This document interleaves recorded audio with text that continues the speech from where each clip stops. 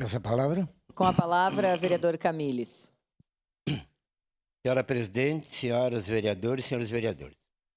Wanda Cavinato Espejorim era filha de Ludovico Cavinato e Bernardo Getúlio. Nasceu em 30 de julho de 1916 na cidade de São Paulo. Com 7 anos veio morar no Rio Grande do Sul, na cidade de Caxias do Sul.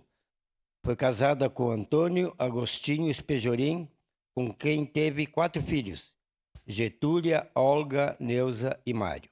Era agricultora, trabalhou com o esposo por um tempo na colônia de cultivo de uvas, milho e trigo. Após passaram a morar na cidade, no bairro Santa Catarina.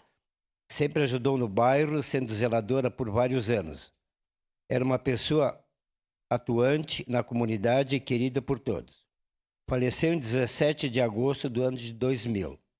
Pelo exposto acima, esperamos contar com a aprovação dos nobres pares. Era isso, senhora presidente. Muito obrigado.